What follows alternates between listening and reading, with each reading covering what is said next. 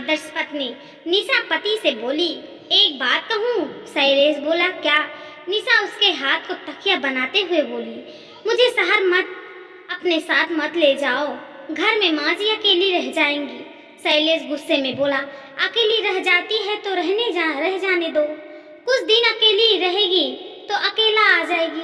कितना बार कह चुका हूँ कि माँ मेरे साथ शहर चल, मगर वह मानती ही नहीं।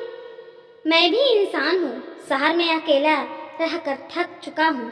दिन भर काम करता हूँ, फिर कमरे में आकर मुझे ही खाना बनाना पड़ता है, कपड़े धोने पड़ते हैं, झाड़ू पोछा करना पड़ता है। निशा बोली, जवान हो, बूढ़े नहीं हो गए हो, कुछ दिन और एडजस्ट कर लो।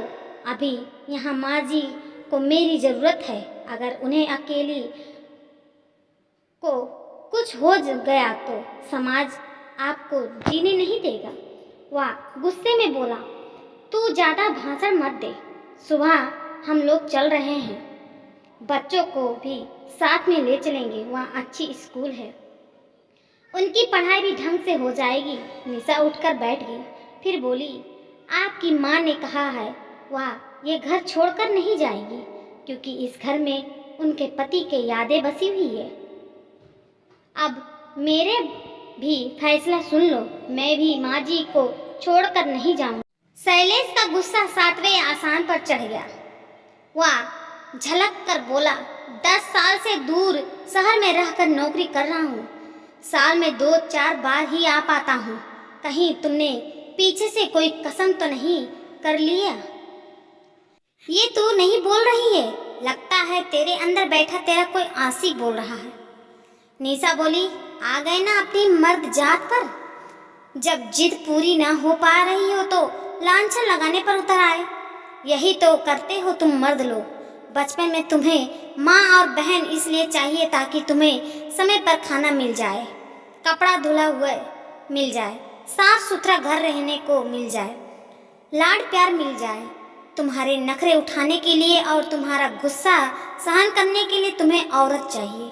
वह आगे बोली, और जब मर्द की शादी हो जाती है तब उससे के वही काम पत्नी करने लगती है। माँ और बहन की वैल्यू अब लोगों की नज़रों में कम होने लगती है, क्योंकि आपको संभालने के लिए दूसरी औरत जो आ गई है। इसीलिए तो हर माँ को, हर बहन को यही डर लगा रहता है कि पत्नी उसे अपने बस में कर ले। हमेशा औरत की गलत नहीं होती है, मर्द भी गलत होते हैं। अगर मर्द सही हो तो किसी औरत की इतनी हिम्मत नहीं होती है कि वह उसे माता पिता से अलग कर दे। वह झपकते हुए बोला, सॉरी यार, गुस्से में मुंह से गलत बात निकल गई, मगर तुम ही बताओ, क्या माँ की जिद गलत नहीं है? पापा को गुजर 35 साल हो गए और कैसी याद है। माँ को उन यादों से बाहर निकालकर अपने बुढ़ापा काटने पर ध्यान देना चाहिए। निशा बोली, वो दुखियारी औरत है। जवानी में पति के गुजर जाने के बाद वह चाहती तो दूसरी भी शादी कर सकती थी, मगर ऐसा उन्होंने नहीं किया।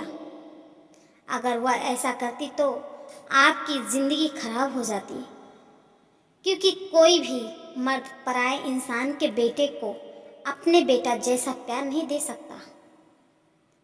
इसीलिए माँ जी ने दूसरी शादी नहीं की। अपने पति की यादों के सहारे पहाड़ जैसी जिंदगी काट रही हैं। अब उनके अंतिम वर्ष चल रहे हैं।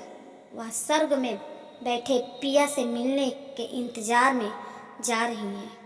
बताओ, उस घर को कैसे छोड़ दे जहाँ के जरे जरे में उस पिया के याद बसी हुई है। शैलेश पत्नी के मुंह की ओर देखते हुए बोला, तुम इतनी समझदार कैसी हो गई? कुछ साल पहले तुम मेरे साथ शहर चलने के लिए जिद क्या करती थी।